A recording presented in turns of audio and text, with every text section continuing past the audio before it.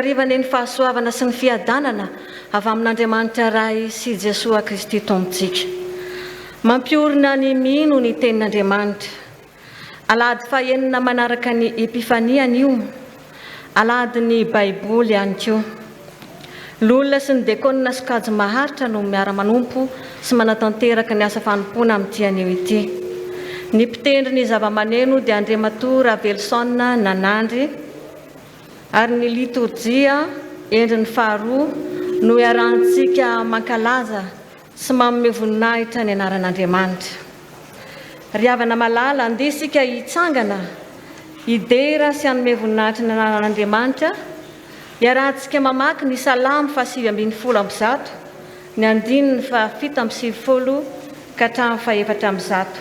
Iaraka hitsangana isika rehetra, iaraka maky ny Salamo fiderana.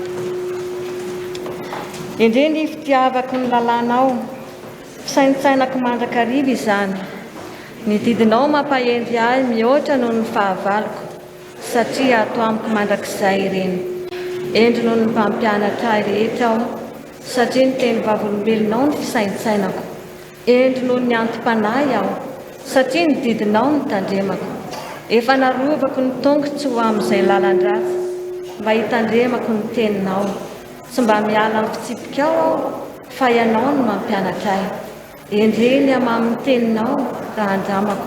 Mihoatra noho ny tantely ato ambavako azy, ny didinao no nahazoako fahalalana. Izany no ankalako ny lalam-pitaka rehetra.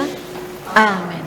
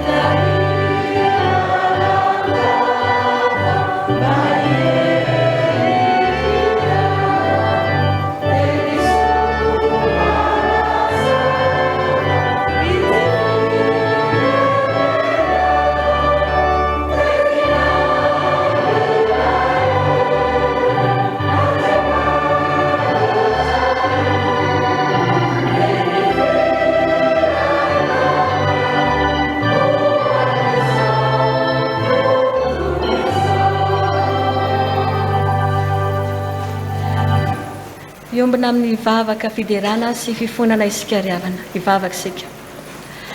Andriamanitra tompo sy mpahary anay io. Indray ny fifalianay na tratra zao ora sy fotoana, entsona ny anaranao eto amin'ny tempolinao masina izao ankehitriny. Midera mankalaza ny anaranao izahay, izay no tantaninao sy ny fimbinanao anay tany amin'ny isa-tokantrano, tany amin'ny toerana rehetra izay nametrahanao anay, ka afaka manome voninahitra ny anaranao eto amin'izao tempolinao masina izao. Ny teninao no nahariana ny tany sy ny lanitra, ny teninao no mampahery ny tsirairay avy. Ary ianao Tompo no efa nampanantenanay, fa tsy hiverina foana aminao ny teninao raha tsy efa nahavita ny iraka izay nampanaovinao. Ko indreto izay Tompo izay navotanao, manatanteraka izany antso lehibe izay napetraka ao taminay izany. Ny fanahinao masina mananambiampy hitahiry ny fahasoavana sy ny fitahiana aty amponay tsirairay avy. Indrindra navozanay ny fanoloran-tenanay, anompo sy anome voninahitra ny anaranao, ary indrindra homendriky ny voninahitrao. Ry Tompo tsara indrindra, endre ny fitiavanao sy ny fitantananao ny fiainanay nandritra ny herinandro iny, ary izany indrindra no angatanay Tompo. Ny fimbinanao anay na dia ao anatin'ny ady sarotra tokoa raha ny fiainanay ankehitriny, no ty otrika aretina izay miparitaka manerana n'izao tontolo izao, ka mahavery hevitra ny maro. Misaotra anao izay Tompo, fa tsy navelanao irery, tsy navelanao hitanondrika na dia ao anatin'ny zava-manahirana, fi indreto tantaninao sy nampaherezinao hatrany. Ankehitriny nefa izay Tompo dia mahatsiaro ny tsy fantanteranay, be ireo eloka matim-pahotana izay vitanay, na tamin'ny fiteninay izany, na tamin'ny asanay, na tany amin'ny fisainanay izay any amin'ny mangingina rehetra any. Indry Tompo entinay atao anatrehanao izany, mifona aminao izahay, mibebaka aminao izahay, ary amin'izao sisa izao Tompo dia Jehovah mandrakariva amin'ny foamam-panahinay, satria ianao tsy mitoetra ao anatin'ny tsy fahatanterahana. Dia ny fotoana rehetra tanterahana eto, na ny hira fiderana izany, na ny vavaka, ny tenin'Andriamanitra izay fampaherezana, dia ho fampatanjahana ao anay tokoa, hoentinay mamakivaky indray ty herinandro vaovao menao anay ity. Dia amin'ny anaranao Jesosy Kristy Tomponay, ilay efa nanome ny teninao, ny tenin'Andriamanitra tonga nofo dia Jesosy Kristy no ametrahanay izany vavaka izany. Misaotra indrindra raha eo. Amen. Afaka mipetraka isika ry havana. Iroso avy hatrany amin'ny fankalazana ny tenin'Andriamanitra isika ry havana. Ao aorian'ny hira firana fanampy ny fahaenina andininy voalohany dia anomboka izany ny voankazo mamy. Avy hatrany dia mitohy ny fanompom-pivavahana. Ao aorian'ny afatry ny Tompo ny Toriteny kosa dia anatanteraka ny anjara hirany ny ao amin'ny miasa fia.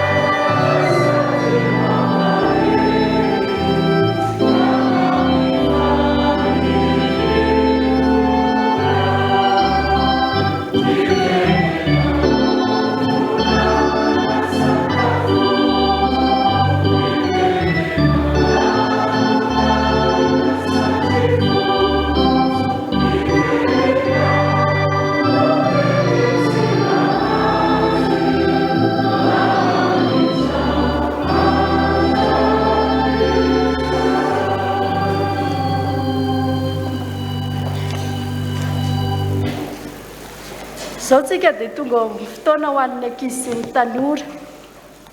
Inona moa ankizy ny lohahevitra amin'ity volana Febroary ity?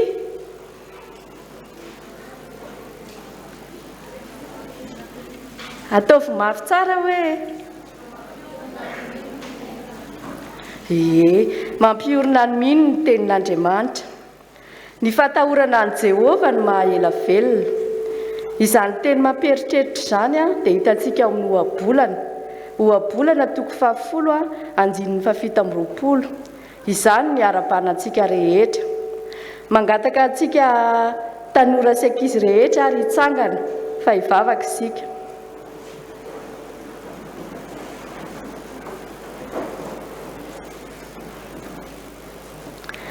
Misaotranao zahay Jesosy zokinay noho ny fahavelomanay. Tianay hatrany ny haino sy hankatony teninao.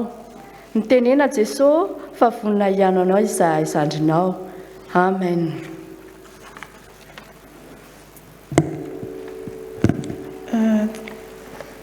Tsika rakizy dia misy fanontaniana petraka amintsika sy ny zatovo hoe inona rakizy ny dikany atao hoe ela velona izay mahafantatra tsika angamba mahafantatra ny zandola inona ny dikany hoe ela velona tsisy mahay mihitsy ve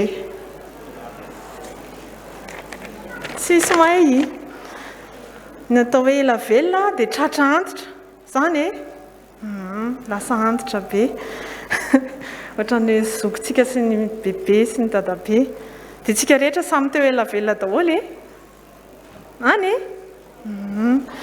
dia tsangano ary ny tanan'izay teo ela velona tsika rehetra no samy teo ela velona daholo tsika dia betsaka ny torohevitra rehentsika etseroa mahakasika ny tokony atao na tsy tokony atao raha teo ela velona dia ina daholo ary zany ohatra hoe sakafo tokony tsy tokony ho antsika dia fomba fiainana ny tokony tsy tokony atao manao sport zany dia indraindray tsy fantatritsika intsony izay tokony arahana fa be dia be ilay izy dia nefitsika mpianatra Jesosy amin'ny sekoly Alahady dia eo amin'ny baiboly ihany no ahitantsika valiny mahomby sy marina indrindra aizitsika mahita an'ilay valiny ao amin'ny baiboly dia averintsika ilay teny teo amin'ny oabolana mivakiny zoky tsoro teo oabolana toko 10 andinin'ny 17 vakintsika miaraka sokafana amin'ny baiboly tsika averintsika vakina miaraka rehefa hita vakina aminaran'i Jesosy manao hoe ny fahatahorana an' Jehova no mahela velona averin'Andriamandeha atao mafy be ny fahatahorana an' Jehova no mahela velona izay mihitsy inona natao hoe inona zany no hoe mahela velona ny fahatahorana an' Jehova sika zao rakizy satria matahotra ny dada sy neny dia manaraka izay rehetra lazain'ny dada sy neny matahotra mpanabe sy ny mpampianatra dia manaraka ny toromarika sy ny lalàna amin'ny feny sekoly zany raha tsy izay dia voasazy noho izany ny atao hoe matahotra an'Andriamanitra dia manaraka ny lalàna napetrak'Andriamanitra aiza no ahitantsika ny lalàna napetrak'Andriamanitra moa ao amin'ny aiza ao anatin'ity baiboly ity samy manana baiboly daholo tsika anatin'ny baiboly mety afantatra ny ambaran'ny baiboly ve tsika raha tsy mamaky dia tsy mahafantatra dia mihaino koa mihaino toriteny zany dia mianatra amin'ny baiboly koa mianatra ny tenin'Andriamanitra inona ilay tena azahoantsika mamantatra ny lalàna napetrak'Andriamanitra mamaky dia mihaino dia mianatra dia fa tsy afaka tsika raha tsy afaka mahalala ny ten'Andriamanitra tsika raha tsy manao an'izay iainantsika noho izany ny mamaky mihaino mianatra veriko foana ilay teny anankitelo hoe mamaky baiboly dia mihaino dia mianatra izay voarakitra ao amin'ny baiboly izany indrindraindrindra ny manaraka sy mankatoy izany izay mahatonga an'ilay hoe ny fahatahorana an' Jehova no mahela velona raha teo ela velona zanytsika dia tsy maintsy matahotra an'Andriamanitra asehontsika mifankatoavana ny teniny izany no fantatsika rehefa mazoto mamaky ny sy mihaino ary mianatra zany tsika dia ao ambany fanazavan'ny fanahy masina izay averintsika faran'ilay ten'Andriamanitra teo hoe fahatahorana an' Jehova no mahela velona oabolana toko 10 andinin'ny 17 tapany voalohany andao ary fararatsika mivavaka izany misaotra fa mampianatra anay indrindra ianao androany vonina sy ezaka izahay Jesosy azoto sy atahotra araka toy ny teninao mba ho ela velona misaotra Jesosy amen.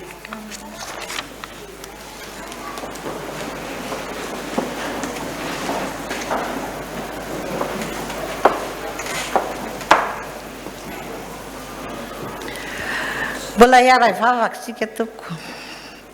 Andriamanitra renay io dia mbola misaotra anao zahay noho ny fitahinao anay ka tsy diso anjara amin'ny teninao ankehitriny. Koa mangataka ny fanahinao masiny zahay mba hiasa mahery eo anatinay tsirairay avy. Ireo izay hamaky ny teninao dia ho ampinao ary mba hazava ny teny izay ho vakiny. Ny mpanomponao izay hitoro ny teninao dia ianao no hanendry ny lelany aiza ny hanambara ny tena sitraponao Andriamanitra.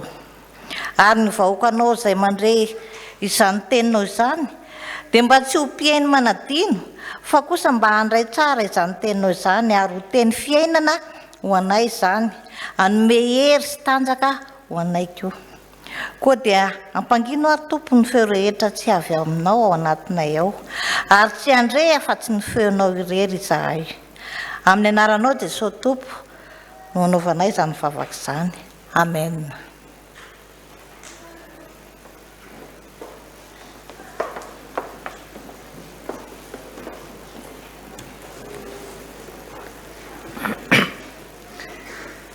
Araka maky sy haino ny soratra masina isika. Sokafa ny baibolitsika ao amin'ny tantara faharoa toko fa 430 andininy fa 720 ka hatramin'ny 730. Tantara faharoa toko fa 430 andininy fa 720 ka hatramin'ny 730. Vakitsika amin'ny anaran'ny Tompo. Ary ny mpanjaka naniraka olona ka nampivorony loholon'ny Joda sy Jerosalema rehetra. Dia niakatra ho any an-tranon'i Jehova ny mpanjaka sy ny lehilahy rehetra tamin'ny Joda sy ny mponina tany Jerosalema ambanin'ny mpisorona sy ny levita ary ny vahoaka rehetra na lehibe na kely. Dia novakiny teo anatrehany ny teny rehetra teo amin'ny bokin'ny mifanekena izay hita tao an-tranon'i Jehova.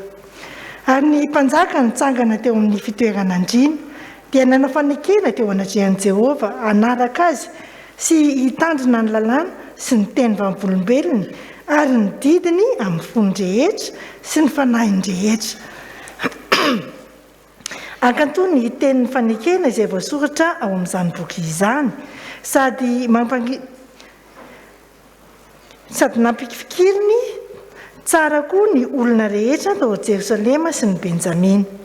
Ary ny mponina tany Jerosalema dia nanao araka ny faneken'Andriamanitra dia Andriamanitra ny razany. Ary Josia nanaisotra ny fahavetavetana rehetra tamin'ny tany rehetra izay any zanak'Israely sady nandidy izy rehetra teo amin'ny Israely hanompo an'Jehova Andriamanina. Tamin'ny andro rehetra ny ainan'i Josia dia tsy mba niala tamin'ny fanarahana an'i Jehova Andriamanitra ny razana ny olona.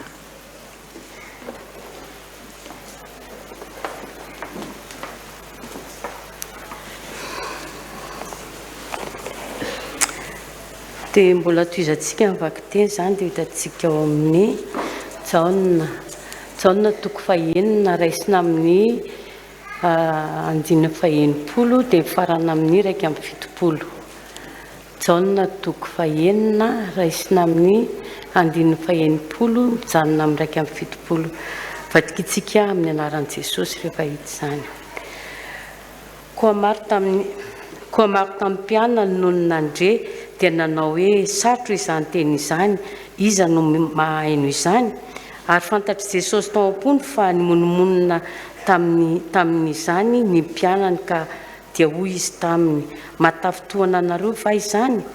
Maika raha mahita ny zanak'olona miakatra ho any amin'izay nitoerany taloha ianareo. Ny fanahy no mahavelona, ny nofo tsy mahavelona na inona na inona. Ny teny izay nolazaiko taminareo dia fanahy sy fiainana.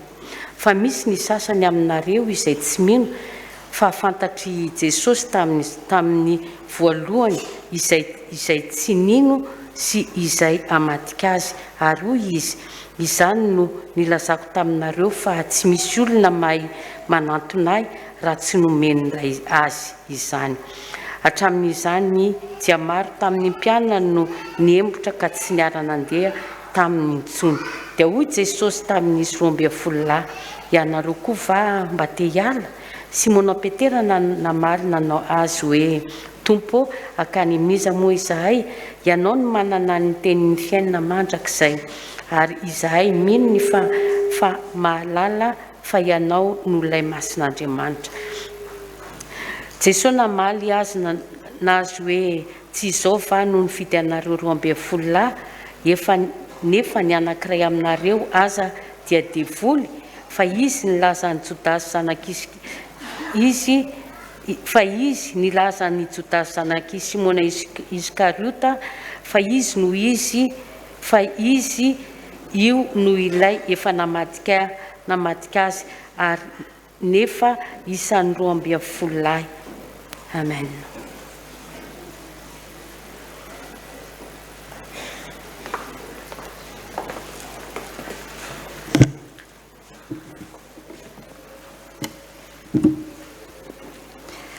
Hebreo toko fahenina andin'ny 17 ka hatramin'ny 20. Hebreo toko fahenina andin'ny 17 ka hatramin'ny 20. Amin'ny anaran'ny Tompo. Fa Andriamanitra nanao teny fikasana tamin'ny Abrahama ary satria tsy nisy lehibe noho ny tenany izay azony nianianana dia nianiana tamin'ny tenany izy ka nanao hoe hita ianao tokoa aho ary ahamaro dia ahamaro anao. Ary arak'izany rehefa naharitra tsara i Abrahama dia nahazo ny teny fikasana. Fa ny olona dia mianina amin'izay lehibe noho ny tenany ary ny fianianana dia ataony mba hahamafy ny teny ampysahatra ny fifandirana rehetra. Ary amin'izany raha Andriamanitra ta aneo kokoa amin'ny mpandova araka ny teny fikasana ny tsy fiovan'ny sitrapony dia nataony mafy tamin'ny fianianana izany. Mba ho zavatra roaloha tsy mety miova izay tsy hain'Andriamanitra andangaina no ahazontsika famporosiana mafy dia isika izay nandositra hiazona ny fanantenana napetraka eo anoloantsika izay ananantsika ho vato fantsika ny aina sady mafy no tsy mihetsika ary miditra any anaty efitry ny lamba. Tany no nidiran'i Jesosy ho mpialohantsika rehefa tonga mpisorona be mandrakizay araka ny fanaony Melkizedeka izy. Ray masino manomasina ny teninao ny fahamarina. Amen.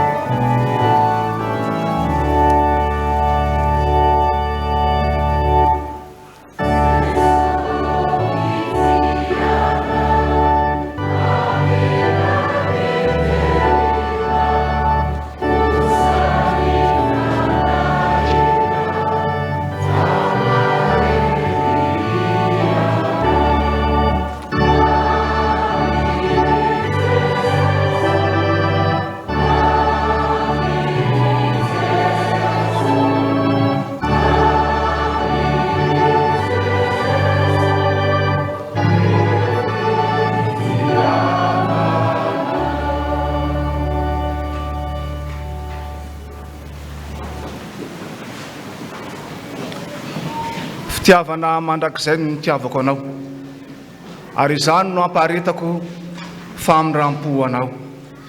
Izany tenin'ny Tompoandriamanitra izay nampitorainy an'i Jeremia hampaminany izany ry havako no tenin'Andriamanitra ihany koa ifampiara-pahatsika. No tahin'ny Tompo manokana mahatratra ity andro lehibe eo amin'ny fiainan'ny fiangonana, eo amin'ny fiainantsika mpino ity. Fa inona tokoa moa raka izy ny andro anio? Alahady ny Baiboly ny andro anio. Fotoan-dehibe amin'ny fiainan'ny fiangonana zany alahady ny Baiboly zany. fa tsy diso koa nefa ny filazanareo raka izy fa Saint Valentin tokoa androany. Ahoana ary ny fandraisan'izany hoe ny tenin'Andriamanitra sy ny andro na ny fanehoana fakatiavana izany. Dia ny tenin'Andriamanitra ry havana amin'ity anio ity no ampifandray an'izany loha hevi-dehibe roa izany eo amin'ny fiainantsika.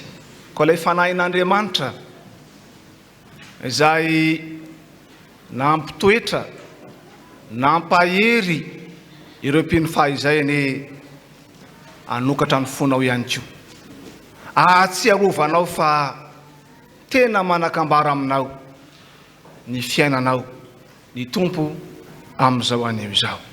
Ny tenin'Andriamanitra ry havana izay fampaherizantsika anio dia arak'izay voarakitra ry amin'ny epistily ho an'ny Hebreo. Hebreo 9 ary ny 5:5. Sokafa ny baibolintsika ry havako. Alahady ny baiboly anio. Ho asehontsika manomboka anio fa tiatsika Andriamanitra lay miteny amintsika amin'izany tenin'Andriamanitra. Izao ny voarakitra amin'ny Hebreo 9:5 dia raha tsika rehetra mamaky amin'ny anaran'ny tompo izany manao hoe ary arak'izany rehefa naharitra tsara Abrahama dia nahazo ny teny fikasana. Ary arak'izany rehefa naharitra tsara Abrahama dia nahazo ny teny fikasana. Raha vao miteny mihitsy ihany hoe efa naposiko ilay valy tenin'ny tanora tato ambony atsinanana tato hoe andro inona moa anio dia tonga tavy hatrany dia masin-daha Valentin taho-tsaindry zareo.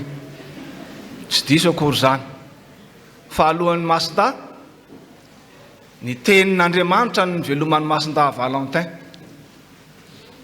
Ny aina n'izany tenin'Andriamanitra izany ary ny jorony izany tenin'Andriamanitra izany satria manambara n'ilay Andriamanitra ivavahantsika. Fa ilay Andriamanitra ivavahantsika ry havako dia Andriamanitra fitiavana. Raha vao miresaka ianao izany hoe Saint Valentin, miresaka ianao hoe fakatiavana hoe atsiaro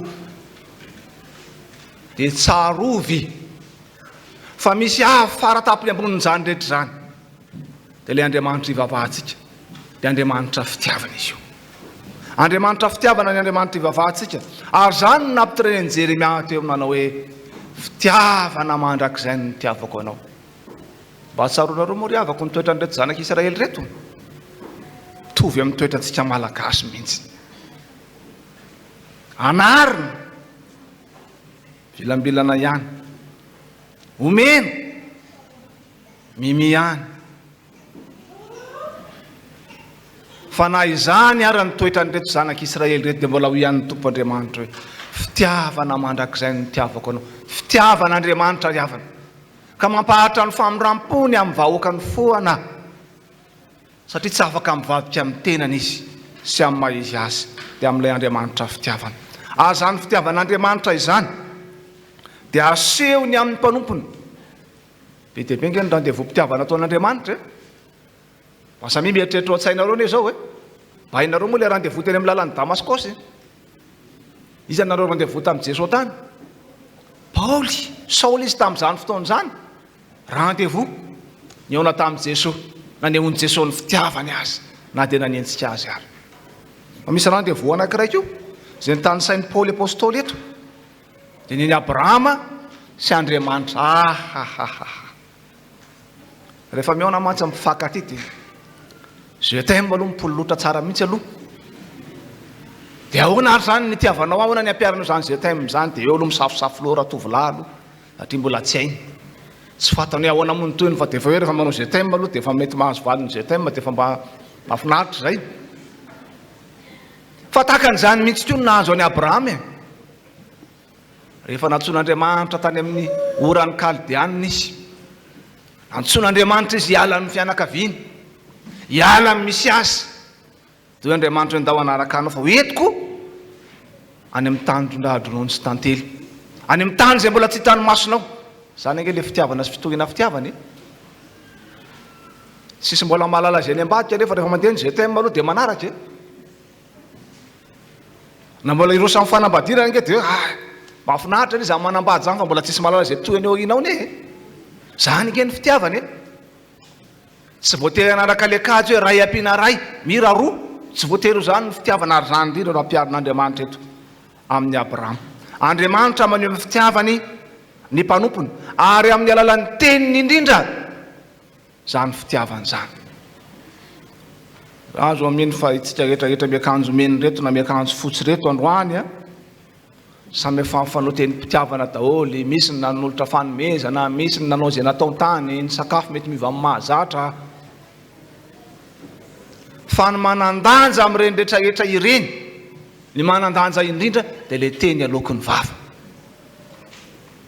Zay ny tena manandanja indrindra, tsy hoe maivana akory ny fanomezana, satria misy tsy manome fanomezana, tsy ratsy zany. Fa le teny alokon'ny vavanao, zany ny tena sarobidy ary tena maneho ny ao anatinao sy ny fitiavanao am-po. Ary zany ry havana nataon'Andriamanitra mandrakariva. Nataony zany tamin'ny Paoly apôstôly fa nataony indrindra zany tamin'ny Abrahama. Ary ny zavatra mitranga rehefa nataony tamin'ny Abrahama zany, raha naraka tsara tsika le toriteny tamin'ny heriny, dia mbola mitohy amin'ity anio ity, dia izao. Nampiova ny fiainan'ny Abrahama zany.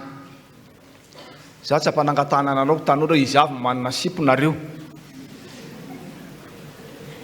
Fa za mino mihitsy fa hafa ny fiainanareo taminareo mbola tsy nanana sipa sy ny fiainanareo efa manana siponareo. Fa za kosa ampanangatana tsangano ny tanany zay manambady hoe lo jerenao sao dia misy tsy manangana tapoka eo manana pitiny zay ho atsika izay manambady koa ry havana dia mihoatra lavitra noho ny amin'ny mpisipa sy mifankaty tsotra ary satria vao maika tena sarobidy tokoa lay teny ifanaovana kanefa nasarobidy ary tsy mbola misy mahalala ihany koa ny ao ambadika ilay ny tompoko ny fanambadiana. Normal moa zany satria nitaolaka azantsika ary nanao hoe heritaona ihany ny tena fankatiavana fa ny ambo ny fiarahamonina. Debe mandahany zany. Tsy zany mihitsy fa rehefa tena jerevo ny fiainanao andavanandro ao. Mitombo ve le teny mampitenenina sa miemihena? Raha mitombo izy dia fitiavana foana zany fa tsy fiarahamonina. Fa raha vao miemihena fotoana an'izao anio zao. Averenao amin'ny laon'ny compteur. Fa ny fitiavana tsy mifidy taona ka hoe aka rehefa zao taona dia efa tsisy an'izany tsondro pastera. Tsy ry havako. Ny tompo Andriamanitra ilay tena Andriamanitra fitiavana dia miteny fitiavana mandrakizay no nitiavako anao. Koa izaho sy anao izay nofonon'Andriamanitra iza moa isika ndeha hametra ny vanim-potoana sy ny fotoana ny fitiavana sy ny fitorim-pitiavana. Fa izany no anisan'ny maharava-tokantrano maro ny fahatserovana fa vitan'ilay fampitatana tany Antsahamanitra sy teny Antsonjobe ny fankatiavana fa rehefa miroso amin'ny ambony altara dia oka izay fa mitaiza zaza sisa. Tsy ry havako. Tsy zany ny Andriamanitra ivavahantsika fa ny fomba fijerin'Andriamanitra dia ilay fitiavana dia tokony haharitra mandrakizay ary zany no men'Andriamanitra atsika. Ka raha miteny Paoly apôstôly eto izay manahitra ny sain'ny Hebreo, teny Paoly eto manao hoe ary arak'izany rehefa naharitra tsara Abrahama dia nahazo ny teny fikasana izy. Ny teny Paoly ambara amin'reto Hebreo reto voalohany indrindra avana dia izao. Lay tenin'Andriamanitra tao amin'ny Abrahama, lay tenin'Andriamanitra reny Abrahama, dia tiany Paoly reny reto Hebreo reto ihany koa. Fa io tenin'Andriamanitra io no nampaharitra ny Abrahama. Abrahama tsy superman. Abrahama tsy nanana potion mazika. Fa noho ilay teny nataon'ny tompo Andriamanitra tamin'ny matetika no nampaharitra any Abrahama. Fa ilay Andriamanitra ivavahantsika mantsy ry havako. Dia Andriamanitra manatrika ny fiainan'ny olona izy ka amin'ny alalan'ny teniny na ny soratra masina no natrehany fiainantsika. Alahady ny Baiboly ry havako anio mba tsanganao ambony ry havana ny tenin'Andriamanitra raha ny aminao any. Ito ny azo ao ito. Amin'ny alalan'iny Baiboly iny ry havako no anatrehan'Andriamanitra ny fiainanao. Ampatsiarovan'Andriamanitra fa manatrika anao izy. Tsy mivadika Baiboly akory Andriamanitra fa ny baiboly na ny soratra masina no manambaran'Andriamanitra ka mampatsiaro atsika pino fa manaharitra atsika Andriamanitra. Ka izay miaino azy amin'ny alalan'io tenin'io na mankatoan'io tenin'io dia salorany toetra volamena. Izay miaino, izay mamaky, izay mankatoan'iny tenin'Andriamanitra iny dia saloran'Andriamanitra toetra volamena tahaka ny Abrahama. Fa Abrahama dia maharitra tsara dia nahazo ny teny fikasana izy. Zay zany nampahatra ny Abrahama ny andro ilay fahatanterahany teny fikasana. Mba ilay fisary an-tsaina ny diadiavana olona efa ho 100 taona ny vadiny efa mitsahajaza, zany efa tsy miteraka intsony, efa tsisy fanantenana tsony zay nataranaka fa dia efa nieritreretina dia zanako ty mpanampy aty zany nandova. Fa ny teny tamin'ny matetika ny Tompoandriamanitra ary ny fianony sy ny fankatoavana io tenin'Andriamanitra io no nampahatra azy niandry le teny fikasana. Zaho sy ianao kory afako mana teny fikasana atao amintsika ny Tompoandriamanitra amin'ny fiainanao, amin'ny tokantranonao, amin'ny hoavinao, amin'io zavatra manahirana anao sy amin'ny fanirianao io tena enin'Andriamanitra io. Ankatoavy ny tenin'Andriamanitra zay vao amin'ny soratra masina dia aharitra tokoa ianao fa ho hitanao fa tsy maintsy tanteraka ny tenin'Andriamanitra. Fa ny tenin'Andriamanitra no mampaharitra ny Abrahama. Ary zany raha teo no lazain'ny apôstôly masina fa zay maharitra hatramin'ny farany no vonjeny toetra volamena ny faharetana riavako. Zay tsy fahita firy amin'izao vanim-potoana izao fa ny akamaroan'ny olona dia tsy mahadiny raha ela. Raha vao tsy zao dia zao dia efa mikiomy izy, raha vao tsy azo ny anio dia efa midongy izy. Fa Abrahama riavako rehefa nankatoa ny tenin'Andriamanitra, nanao zava-dehibe ny tenin'Andriamanitra dia naharitra izy. Fa jereo tsara ohatrany hoe mora ny filazana zany hoe naharitra Abrahama, fa inona ny zavatra nitranga tamin'ny Abrahama? Rehefa tonga ny an-trano ianareo ilafian'ity epistiliny Hebreo toko 4:220 ity dia any amin'ny bokin'ny Genesisy toko 2:20 ka ny 7:20. Rehefa ny an-trano bakeo Genesisy toko 2:20. Ny zavatra mitranga ao dia izao: nosedrain'Andriamanitra i Abrahama ka ilay zanany rehefa nomen'Andriamanitra azy taty aoriana Isaka, tanteraka ilay tenin'Andriamanitra nataony taminy, dia hoy indray ny Tompoandriamanitra hoe atero Isaka zanakao ho fanatitra ho aho. Dray pitiavany zany ry havako hoe tena tia ato koa ve ianao ry Abrahama, atoloroarany zanakao.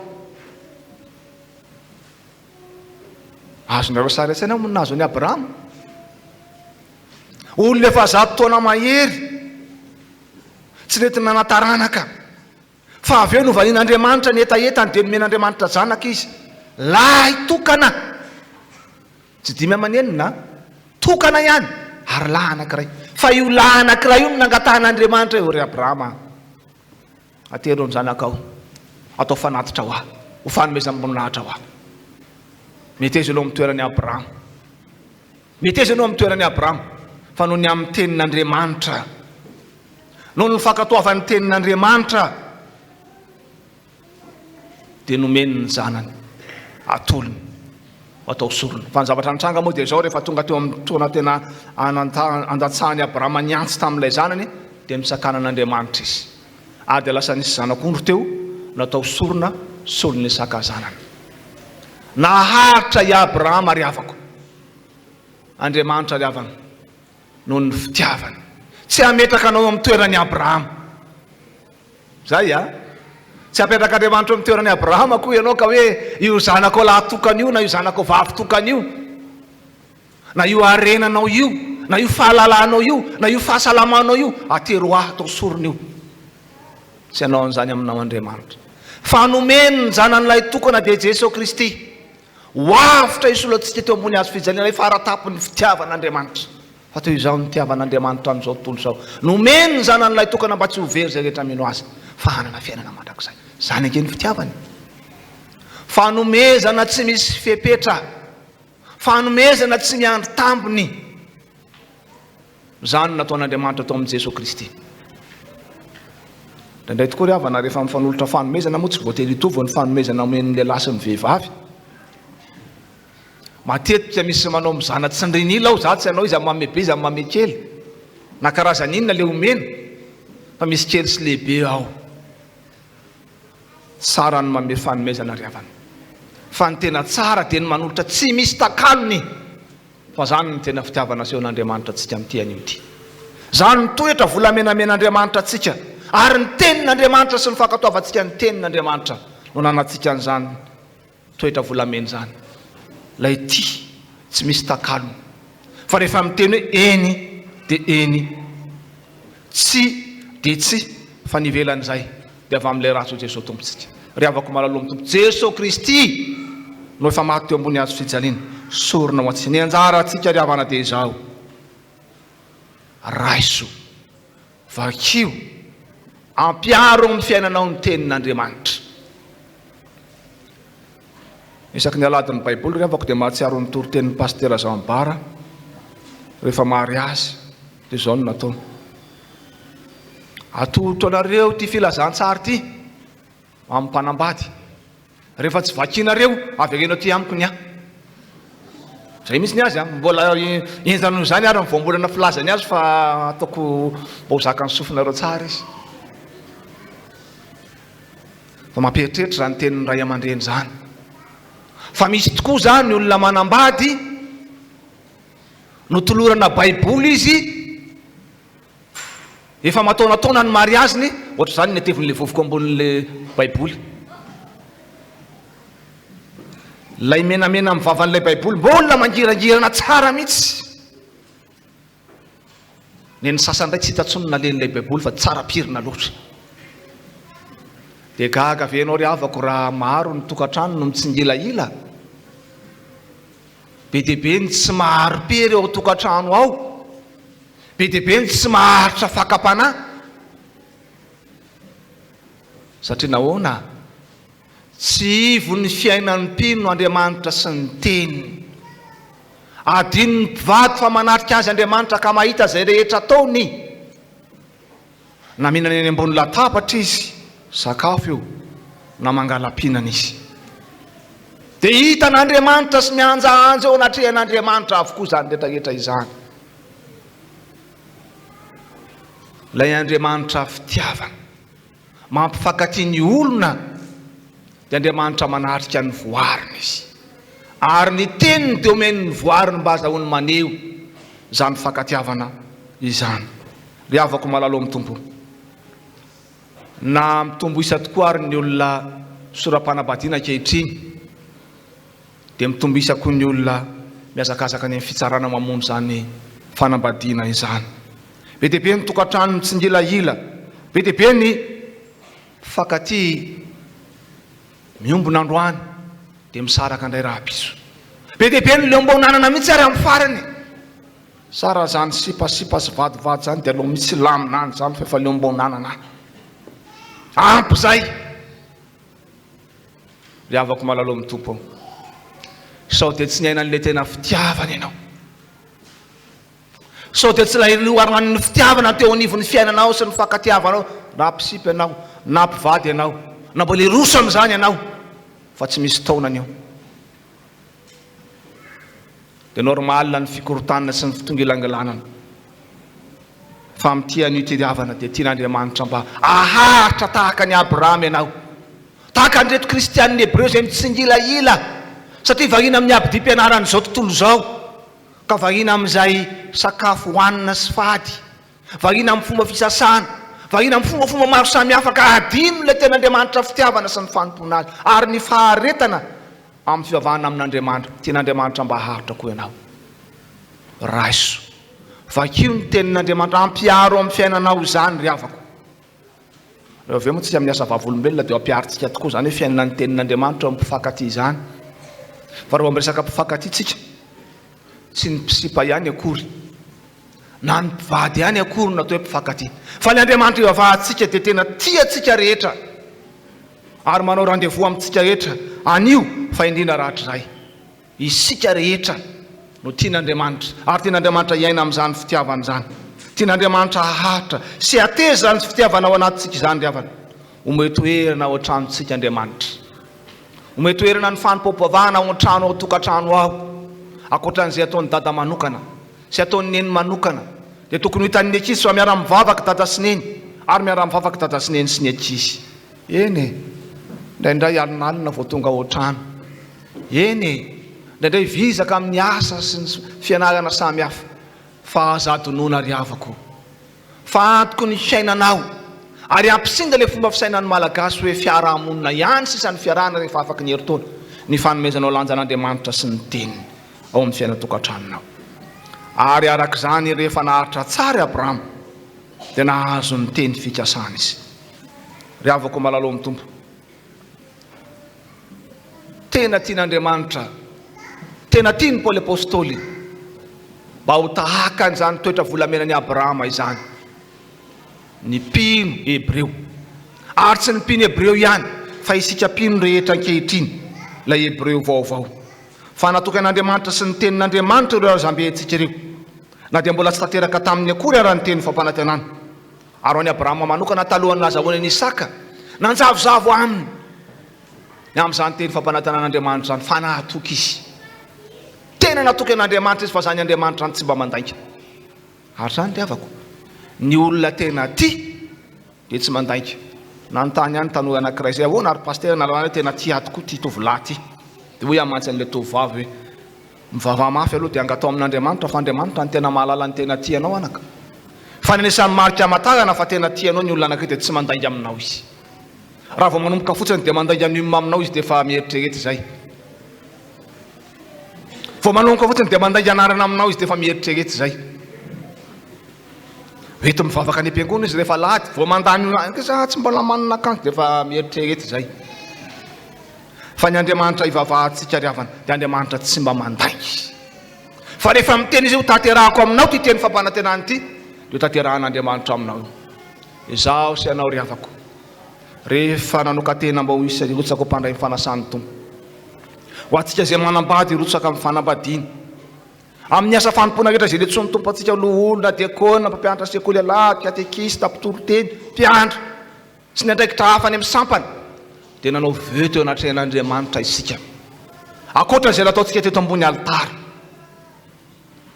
riavako malalo amin'to ren'Andriamanitra ireny fa ny tena olona ty dia manatanteraka ny veo nataony teo anatrehan'Andriamanitra na ny lazainy ny vavany na ny sainy ny fony na ny nataony teto ambony alitara na nataony tany amin'ny afina na ny nataony teo anatrehany gato enin'Andriamanitra daholo reny ny olona tena ty dia manatanteraka ka rehefa tanterahanao ny fanekenao riavako Andriamanitra tsy mba mpandainga fa rehefa maharitra ianao dia omen'Andriamanitra anao zany fa le tenin'Andriamanitra mampaharitra ny Abrahama riavana no nampandova azy fitahina ary zany ny tanjon'Andriamanitra amin'ny fitiavany ny andovantsika fitahina ny Abrahama zanaka taranaka ny asanao riavako mety ho tahaka ny Abrahama mety mihoatra ny Abrahama mety ho latsaky ny Abrahama fa izao ny tady io tsy mandainga Andriamanitra fa ny fanekenao tamin'Andriamanitra ny fanekeko tamin'Andriamanitra ny faneketsika tamin'Andriamanitra fa hijoro vavolombelony hitoro ny filazantsara hiaina sy hisitraka ny fitiavany ary ny fiadanany manomboka ny tokantrano ny fiarahamonina hatraty am-piangonana dia ho tanterahan'Andriamanitra amintsika izany tahaka ny andrasany asa ianao koa mba azahoantsika manatanteraka an'izany nisy mpandinika anankiray zay riavana nilaza hoe anisany mampahantra antsika tany Afrikana dia itsika mivadika amin'ny teny zay omentsika zareo Europeana koa manao salabizany moa zany fa dia aloha tsika aloha dia tsy resaka azy fa itsika Afrikana tsika malagasy marina tokoa ve zany anisany mampahantra ny tokantrano ny ray aman-dreny mivadika amin'ny teny zay teneniny ary anisany mampahantra ny tsirairay avy ny mivadika amin'ny teny zay niteneniny tamin'ny tenany sy niteneniny tamin'Andriamanitra ahoana za miteny amin'ny tenany zany manomboka rapitso efa hianatra amin'izay dia tsy ataoko lehibe tsony amin'ny fiainako ty foniny ty manomboka rapitso hianatra amin'izay a apetrapetrako amin'izay ty ordity sy ny sisa sy ny sisa fa be dia be no mivadika amin'ny teny no tonga ny ravaka pitso zany no mampahantra antsika fa tianao viarianana na sahaza ho azy tianao riavana ny anana ny ampy zay teneninao amin'Andriamanitra zay teneninao amin'ny solotenan'Andriamanitra izy moa le solotenan'Andriamanitra tsy pastera ihany fa io olona manatrika anao io olo tianao io zanakao io raha aman-dreninao io satria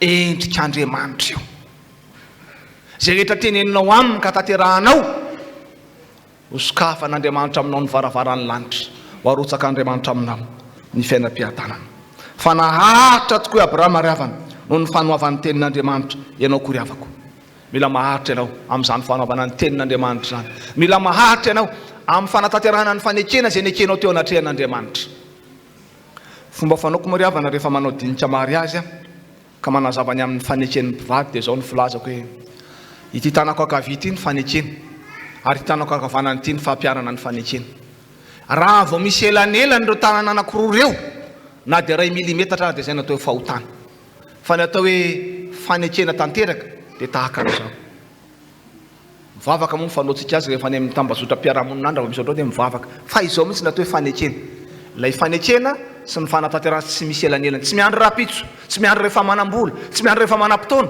fa tonga dia eo ny eo fa raha vao misy elanelany ny fanekena sy ny zay natao hoe fahotana zay natao hoe fahotana ary ny fahotana tsy misy hoe dia tiako dia péché mignon ty fahotana kely ty fahotana masina tsy riavako rehefa fahotana dia mahavery avokoa raha tsy bebahana sy alana fa fitiavana mandrakizay no nitiavako anao Tompoandriamanitra ka zany namparitako ny famindrampO ho anao zany ny fitiavan'Andriamanitra riavana amintsika nampaharitra famindrampO tamin'ny Abrahama sy ny Hebreo izy ka nampandova azy fitahina fa tian'Andriamanitra mba ho tahaka an'izany teo zao sy ianao sahirana zao tontolo zao ary mipakaty Madagasikara zany fahasaranana zany tsy hiasaka aminao ny afitsiky ny Covid a fa ilazan'izany ny zanako amin'ny fotoanan'ny fahasalamana rehefa avy eo tsy laza aminao ny amin'ny fahantrana fa miaina amintsika ny amin'ny volanitsika rehetrarehetra zany ankehitriny fa zay tiako iresana aminao ankehitriny dia ny fahantrana ra-pitiavana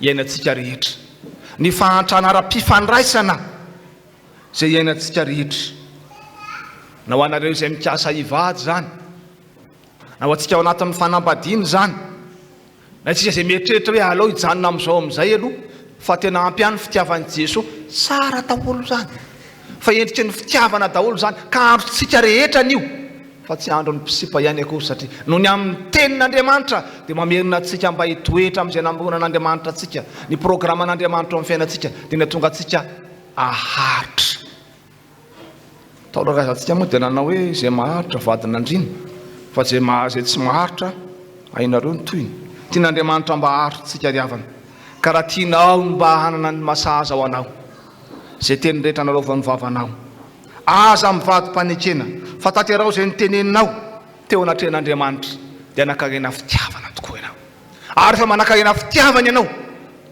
dia ho hitanao fa hisokatra avokoa ny varavarana rehetra hitobahan'ny fitahina ao amin'ny fiainanao ka sady andova fitahina ianao no andova fitahina ny taranakao tsara ane zany riavako tsara ane zany aza mino sy matoko fa matotsika rehetra tonga tao tranon'Andriamanitra amin'izao an'io zao eo ihany ny amin'ny tena tsika tsirairay avy fa ny taranantsika ny tena eritreretintsika io zafy kelinao eo akaikinao io zafin-dohalika eo anilanao io zafin-dohalika any akaikinao ny tokantrano io tianao mba handova fiainana sy fitahina izy tianao tsy handeha ny lalana zay tsy mety ny lalovanao izy tianao tsy hatra ny fahoriana zay ny lalovanao izy fa tianao mba hiainana amin'ny tena fiadanana marina tokoa amin'izao sisy zao aby ivereno ilay fanekena ny fanaovanao tamin'Andriamanitra ny fanaovanao tamin'ny olo tianao ny fanaovanao tamin'ny vadinao ary mbola tsy tary zao an'io zao tanterao zay nekenao teo anatrehan'ny tompo aoka ny teninao eny dia hoeny ho tsia dia ho tsia fa zay velan'izay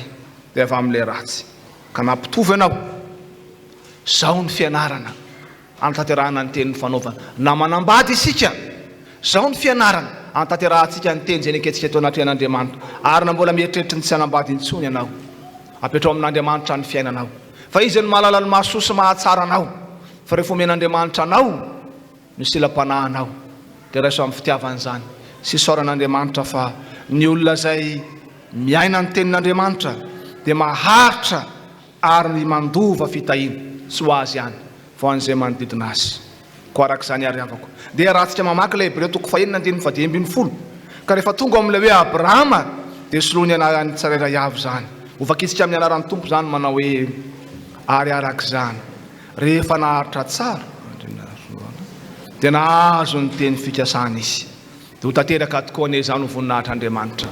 Amen.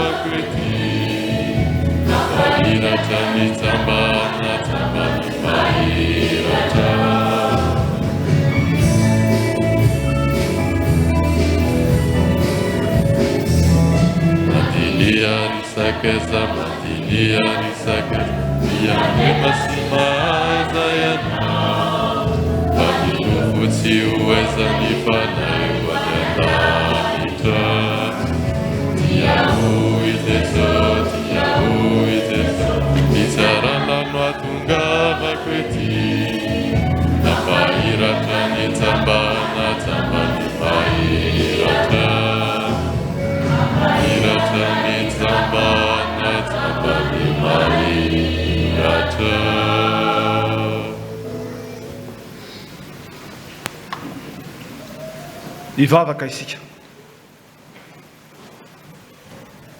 Andriamanitra rainay zany an-danitro, rainay ianao amin'ny alalan'i Jesoa Kristy tomponay, lay endriky ny fitiavanao ray io, lay teninao tonga nofo ka miara-monina aminay, lay miteny aminay amin'ny alalan'ny soratra masina isan'andro isan'andro, ary isan'izany tamin'izao anio izao fa ny teninao Andriamanitra no mampaharitra ny MINO, ary mampaharitra handova fitahiana izany. Koa indreto izay Tompo, na zay izay miaraka amin'ny vadina eto zany, na zay tsy mitondra vady eto fa noho ny antony samihafa tsy tonga eto, nareo izay tsy manambady, na ireo izay mpitondra tena, na ireo izay iroso amin'ny fanambadiana tsy ho atsy, na ireo izay iroso amin'ny fanambadiana rehefa afaka fotoana ela be, ndreto izay Tompo, miara misaotra anao noho ny amin'ny teninao, ary maneho ny fahavononanay, hanome lanja anao Andriamanitra amin'ny fiainanay, eo amin'ny tokantrano, eo amin'ny asa mandrara ny fianarana, fa indrindra amin'ny fanompoana ianao, hanome lanja ny teninao izay, ka ho tena fanilo ny tongotra sy ho fanazavana ny lalana tokoa ny tompony teninao. Ny fanahy masina Jesosy ny irinay, ampitoetra zany teninao aty anatinay, ka na maro aza ny fakapanahy, na misy ara ny fizahan-toetra, na be ara ny adidy sy ny andraikitra, dia tsy ala aminao zay Jesosy, hifikitra amin'ny teninao zahay, ary toro ny filazan-tsaranao mandrakariva sy mandrakizay, satria ny teninao ary ny teninao iry ihany no mampaharitra anay eo anilanao sy amin'ny fanomponanao. Indreto koa izay Tompo vonona indrindra ihany koa, andray ny fitahiana izay omenao anay, eny fa na dia mbola tsy takatra ny sainay ary zany, mety mbola manjavozavo ao andohanay ao, fa lay fanahy nentinao nampaharitra ny Abrahama ka nisitrahany fitahiana, nandovan'ny taranany fahasoavana, zany koa ny tompony asa aty amponay, ka haretanay hatramin'ny farany ihany koa, na izahay zany na ny taranaka indrindra fa ny olo tianay tsirairay avy. Jesosy Tompo, miasa mahery aho ianao Tompo amin'ny tsirairay avy aminay, na ireo izay ny atokantrano zany, na izay atao tranonao ankehitriny, mba tsy arovanay tokoa fa Andriamanitra fitiavana ianao, ary tianao iaina amin'izany fitiavana sy fifankatiavana zany zahay, ka na ho an'ny mpitovo, na ho an'ny manambady, eno anay rehetra Andriamanitra, ho fiainam-pitiavana tokoa ny fiainanay amin'izao sisa izao, ka na amin'ny fiarahanao atokantrano, na amin'ny fiarahana manatanteraka ny adidy, na amin'ny asa mandrara indrindra fa amin'ny fanomponanao ty anivon'ny fiangonana, ho amin'ny fitiavana mandrakariva, ikendrena ny asosi ny atsara ny hafane no iainanay sy velomanay, ary anosika anay amin'ny fiainanay manontolo, ny fandringenay Jesosy, dia mba ho fiaina ny firenena koa izany, ny mpiarabelona rehetra eto amin'ity Madagasikara ity, eno manerana n'izao tontolo izao aza, na dia eo arany afitsiko ny valana retina, eo ny fahantrana izay aterany, na eo ny disadisa politika maro samihafa, Tompo Andriamanitra, fiainao ny fitiavanao ny mpiarabelona rehetra, ny mpino, indrindra fa ny vahoaka malagasy, na ny mpitondra, na ny vahoaka izay rehetra manana andraikitra eto amin'ny firenenany Tompo, ny fitiavanao ny asa mahery aty anatinay, ka tsy arovanay fa ny tena fitiavana, dia ny fahafoizana ny tsara indrindra ho an'ilay tiany, ny tena fitiavana dia ny faharetana ka tsy andrasana valiny, mba ho fiainan'ny malagasy tokoa ny zany Jesosy, dia mba handroso tokoa izahay, tsy amin'ny lafiny ara-toe-karena ihany, tsy amin'ny lafiny ara-piariana ihany, fa amin'ny lafiny ara-tsaina, ara-pifandraisana, indrindra amin'ny lafiny ara-panahy, ko amin'ny fitiavana ny hanompoana ianao, amin'ny fitiavana ny fanerasarany amin'ny mpianakavy, indrindra fa ny ankonana,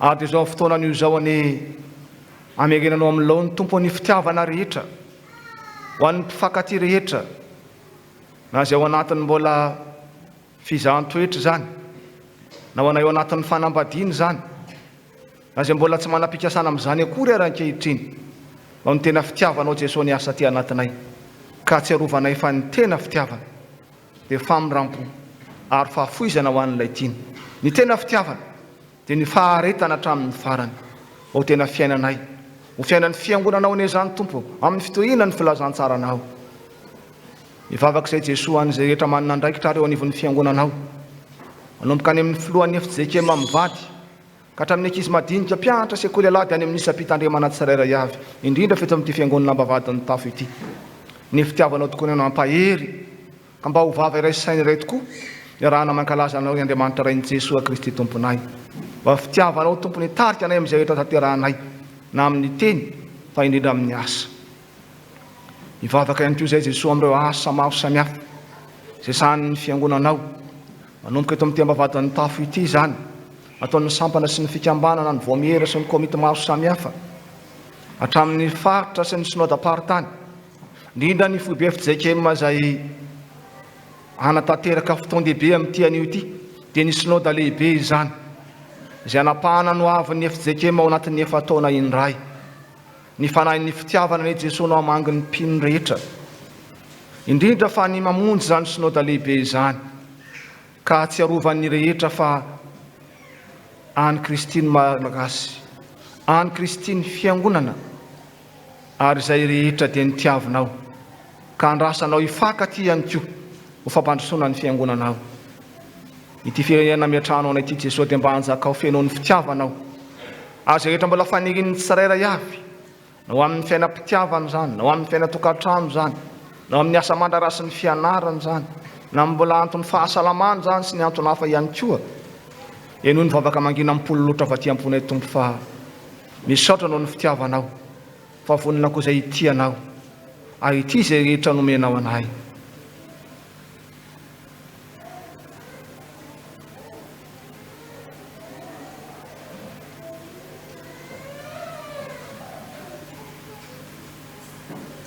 misaotra Jesosy fa naverinao amin'ilao ny fitiavanay satria Andriamanitra fitiavany ianao irinay pakany amin'ny isa-tokantrano zany amin'ny kopla rehetra eno amin'ny tsirairay avy dia tiana tompony ampiompony zany vavaka zany amin'ilay vavaka nampianarinao manao hoe raha inesy any ambany ao masirinanao tonga ny fahavakanao atao amin'ny sitafonao ety atanda ny andany meonany amina sahazaonay ary mamelany elokay tahaka ny namelany izay meloka taminay ary aza mitondranao amin'ny fankapanana fa manafahanay amin'ny raha anao ny fanjakana sy ny hery ary ny voninahitra mandrakizay amen